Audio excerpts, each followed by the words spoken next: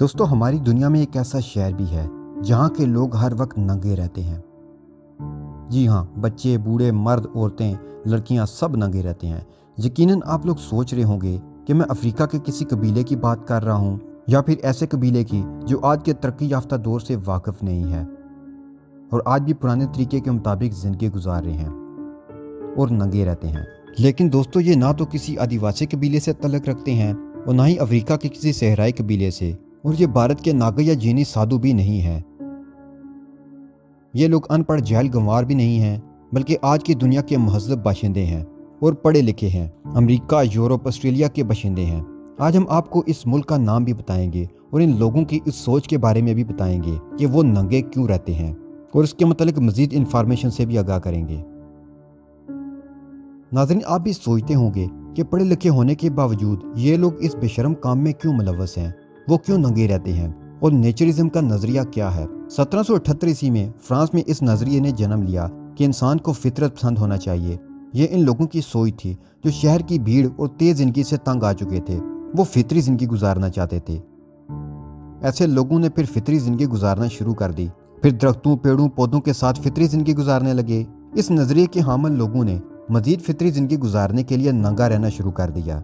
शुरू में तो इस नजरिए को ज्यादा अहमियत नहीं मिली, लेकिन वक्त गुजरने के साथ साथ डिप्रेशन और फ्रस्ट्रेशन वाली जिंदगी गुजारने वाले लोग इससे फरार हासिल करना चाहते थे और फितरी जिंदगी गुजारना चाहते थे।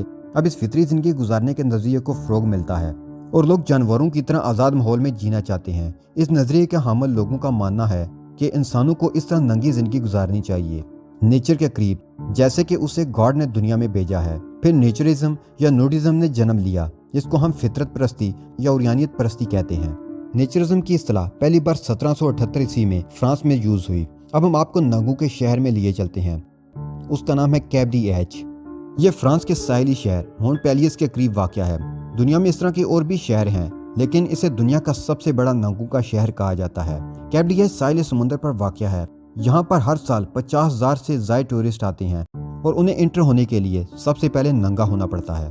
कैप डी एच सिटी में बैंक्स हैं, शिप्स हैं, ऑफिस, आउटलेट्स और हर तरह की मार्केट्स हैं, लेकिन यहाँ के सारे लोग नंगे रहते हैं और बाहर से आने वाले टूरिस्ट पर भी पाबंदी है कि वो भी नंगे हों। उसके साथ साथ टूरिस्ट जब नंगे घूमते हैं तो मज़ा लेने के बदले में उनसे टैक्स भी लिया जाता है। इस शहर में सारे लोग नंगे रहते हैं, लेकिन इसका मतलब ये हरगिज़ नहीं है कि यहाँ रूल्स और रेगुलेशंस नहीं हैं। आप यहाँ आकर घूम फिर सकते हैं, लेकिन जब आप कोई अनएथिकल एक्ट करते हैं तो आपको जेल का मुंह भी देखना पड़ता है और जुर्माना भी देना पड़ेगा। ये शहर 1960 में बसाया गया था। यहाँ पर जो टूरिस्ट आते हैं उन्हें ये जगह बहुत पसंद आती है और वो उसकी बहुत ज़्यादा तारीफ भी करते हैं। दुनिया भर में नेचर्स की कुल तादाद के बारे में एग्जैक्ट सबूत तो नहीं है, लेकिन इंटरनेट पर फ्राहम मालूमात के मुताबिक नेचर्स की कुल तादाद 40 मिलियन के करीब है। लेकिन इंटरनेट की मालूमात पर तो रिलाई नहीं किया जा सकता। इंटरनेट के मुताबिक अमेरिका में 0.1% नेचरिस्ट हैं। सर्वे के अकॉर्डिंग इनमें से 54% रिपब्लिकन पार्टी के हामी हैं और 45% डेमोक्रेटिक और 1% आज़ादाना सियासी सोच के हामिल हैं। नेचरिस्ट लोग कोई अनपढ़ या जाहिल लोग नहीं हैं, बल्कि इनमें कुछ लोग ऐसे भी हैं जो बहुत ज़्यादा एजुकेटेड हैं। इनमें लॉयर, जजेस, bank officers, plumber, professors, truck drivers भी शामिल हैं। नेचरिज्म के मानने वाले लोगों के अकायद और नज़रियात बहुत ही अजीब हैं, साथ ही साथ उनकी मंतिक और दलाइल भी अजीब हैं। इस नज़रिए के हामिल लोग ज़्यादातर ईसाई हैं और 1% यहूदी भी हैं। इन लोगों का मानना यह है कि इंसान दुनिया में नंगा पैदा हुआ है, जो कि नेचर के करीब है, और इंसान को अपनी बाकी ज़िंदगी भी इसी तरह नंगे रहकर गुजारनी चाहिए। आदम और हवा को बेलिबास ज़मीन पर उतारा गया। हज़रत ईसा को जब सूली पर लटकाया गया तो वो बेलिबास थे, और जब वो दोबारा जिंदा होकर कब्र से बाहर आए तो वो अपना कफन कब्र के अंदर ही छोड़ कर आए, बेलिबास बाहर आए।